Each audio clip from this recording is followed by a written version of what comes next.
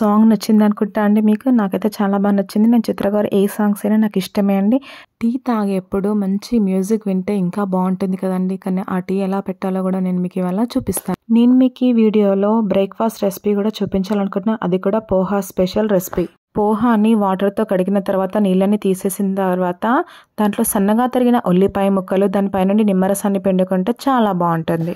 ఈ వీడియోని మీరు ఎక్కడ కూడా స్కిప్ చేయకుండా ఎండ్ వరకు చూడండి. ముందుగా నేను మీకు టీ ఎలా పెట్టాలో చూపించాలనుకుంటున్నాను. వచ్చేసేయండి వీడియోలోకి. పాలని ఎప్పుడు కానీ వేడి చేసేప్పుడు హై ఫ్లేమ్లో కాకుండా మీడియం ఫ్లేమ్లో వేడి చేయాలి. అలా మనం వేడి చేయడం వలన గిన్నె అడుగు భాగంలో కానీ గిన్నె అంచుల వెంబడి ఫ్యాట్ అనేది ఎక్కడ అంటుకోకుండా ఉంటుంది. ఆ మీగడ అనేది మాత్రం పాలపైనే తేలుతూ ఉంటుంది. మీరు కూడా ఇలాగే చేస్తారా మీ కిచెన్లో?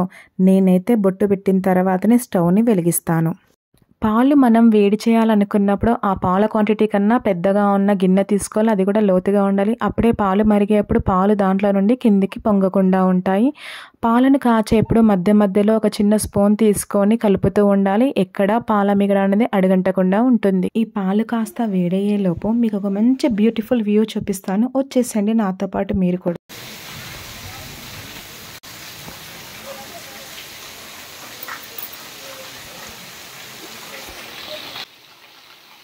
వర్షం ఎక్కువగా పడడం వల్ల అందరూ టీవీలకి అతుక్కుపోయి కూర్చున్నారండి. ఇప్పుడు ఆల్మోస్ట్ పాలు వేడైపోవడానికి వచ్చాయి. నేను ఇప్పుడు స్టవ్ ఆఫ్ చేసేసి ఒక గ్లాస్లో పాలు తీసుకుంటున్నాను. అది కూడా మా బాబుకి. నేను మా పిల్లలకి బెల్లం కానీ హనీ కానీ వేస్తానండి. షుగర్ అసలే యూజ్ చేయనండి పాలలోకి.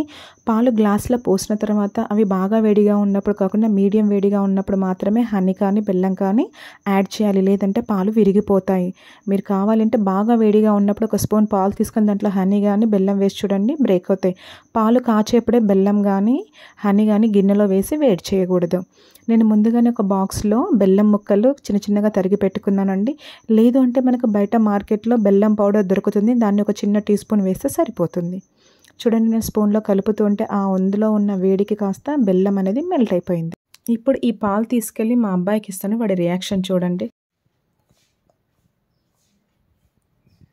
హాయ్ చెప్పు శ్రీయాన్, హాయ్ చెప్పు అందరికీ. ఏం తాగుతున్నావు నువ్వు?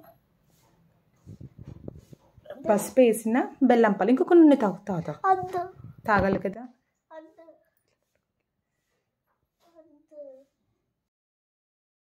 ఇప్పుడు నేను మీకు టీ ఎలా పెట్టాలో చూపిస్తాను. ముందుగా ఒక బౌల్ తీసుకొని స్టవ్ పైన ఒక గ్లాస్ పాలు, హాఫ్ గ్లాస్ వాటర్ తీసుకోవాలండి. పాలు చిక్కగా ఉంటే ఇంకొక అర గ్లాస్ నీళ్ళను కూడా యాడ్ చేసుకోవచ్చు. ఇప్పుడు నేను ఒక స్పూన్ టీ పౌడర్ వేస్తున్నాను. ఒక స్పూన్ షుగర్ తీసుకుంటున్నాను. పర్ఫెక్ట్ క్వాంటిటీకి సరిపోతుందండి షుగర్ టీ పౌడర్.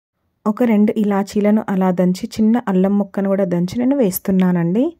అలా వేసిన తర్వాత అది కాస్త ఒక 2-3 పొంగులు వచ్చే వరకు మరిగిస్తూ ఉండాలి. అలా మరిగేప్పుడు మాత్రమే నేను షుగర్ యాడ్ చేసాను. షుగర్ స్టార్టింగ్లో యాడ్ చేస్తే బాగా స్వీట్నెస్ ఎక్కువగా అనిపిస్తుంది. కొద్దిగా మరిగేప్పుడు వేసుకుంటే బాగుంటుంది. చూడ్డానికి చాలా చిక్కగా కనిపిస్తుంది. నాకైతే మంచి స్మెల్ వస్తుందండి. ఈ స్మెల్ మా గేటు వరకు వస్తుందండి. మా నాన్న ఒక మాట చెప్పేవారండి, మనం వంట చేస్తే మన వంట వాసన అనేది గుమ్మం వరకు రావాలి, అప్పుడే అది బాగున్నట్టు అని. ఇప్పుడు మన టీ రెడీ అయిందండి. చూడడానికి చాలా చిక్కగా ఉండి అరోమా కూడా చాలా బాగుంది. దీన్ని టీ నెట్టితో మనం టీని వడబోసుకొని సింపుల్ తాగడమే అండి. చాలా అంటే చాలా బాగుంది. చూడండి ఒకసారి. ఇక్కడ మనం ఈ టీలో బెల్లం కూడా వేసుకోవచ్చు షుగర్ ప్లేస్లో. కానీ టీ మరిగేప్పుడు షుగర్ వేసినట్టుగా బెల్లం వేయకూడదు. టీ మరిగించుకున్న తర్వాత గ్లాస్లో పోసుకున్నాక ఆ గ్లాస్లో మాత్రమే బెల్లం ముక్క కానీ బెల్లం పౌడర్ వేసి కలుపుకొని తాగాలి.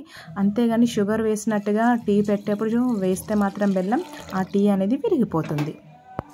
ఇప్పుడు నేను మీకు బ్రేక్ఫాస్ట్ రెసిపీ, అదే పోహా స్పెషల్ రెసిపీ చూపిస్తున్నాను. దీన్ని పోహా పులిహోర కూడా అని మీరు అనొచ్చండి.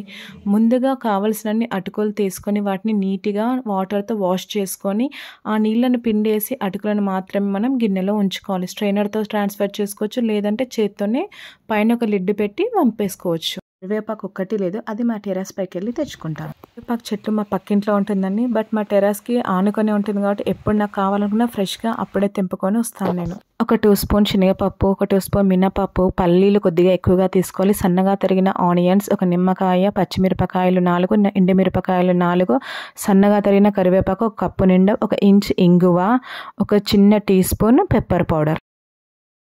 ఇప్పుడు స్టవ్ మీద ప్యాన్ పెట్టుకొని దానిలో 3 to 4 స్పూన్ ఆయిల్ తీసుకున్న. ఆయిల్ కాస్త వేడైన తర్వాత జీలకర్ర, ఆవాలు, పప్పు దినుసులన్నీ వేసి అటు ఇటు వేగనిచ్చానండి. అవి వేగిన తర్వాత పచ్చిమిరపకాయలు, ఎండుమిరపకాయలు వేసి వాటిని కొద్దిగా వేగనివ్వాలి. అలా వేగిన తర్వాత ఒక కప్పు నిండా సన్నగా తరిగిన కరివేపాకును తీసుకున్నాను. చిన్న చిన్నగా తరిగితే పిల్లలు ఇష్టంగా తింటారు. పెద్దగా వేస్తే ఏరి ప్లేట్లోనే పక్కన పెడతారు.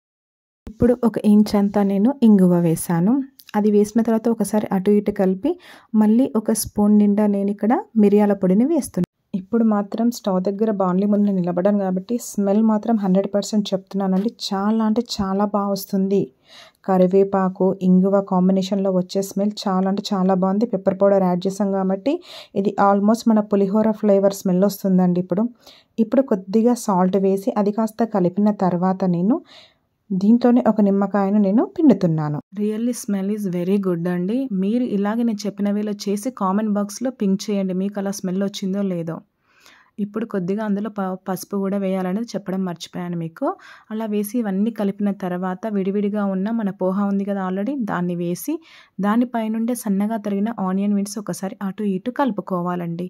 అప్పుడు పోపు అనేది అటుకులు అన్నింటికి పర్ఫెక్ట్గా కలిసిపోతుంది. చూడండి ఎంత బాగుంది.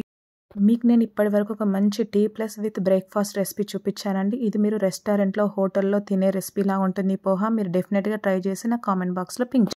డైలీ 1 ఎగ్ బాయిల్ చేసుకుందంటే హెల్త్కి చాలా మంచి డాక్టర్స్ కూడా చెప్తున్నారు అండి. బట్ నేను మాత్రం మా పిల్లలకి వారంలో 3 డేసే పెడతాను. మిగతా 3 డేస్ నాకు ఫాస్టింగ్ అని చెప్పి ఎగ్స్ బాయిల్ చేయను. సో ఇవాళ సండే కాబట్టి మా పిల్లలు ఎగ్స్ అడిగారు. సో వాళ్ళ కోసం బాయిల్డ్ చేసి వాటిని ఒక 10 to 15 మినిట్స్ టైం పెట్టుకొని కొద్దిగా సాల్ట్ యాడ్ చేసి బాయిల్ చేసుకోవాలండి. చూడండి ఎంత బాగున్నాయి బాయిల్ చేసిన. వీటిపైన కొద్దిగా పెప్పర్ పౌడర్ చల్లి మా పిల్లలకి ఇచ్చేసాను. ఈ పోహా రెసిపీకి కావాల్సిన ఇంగ్రీడియంట్స్ని ఫోటోలో నేను డిస్ప్లే చేస్తున్నాను. చూసి ఫాలో అవుతూ చేయండి. ఈ వీడియో చూసిన తర్వాత లైక్ చేయడం మర్చిపోకండి. అలాగే నా ఛానల్ని సబ్స్క్రైబ్ చేయండి.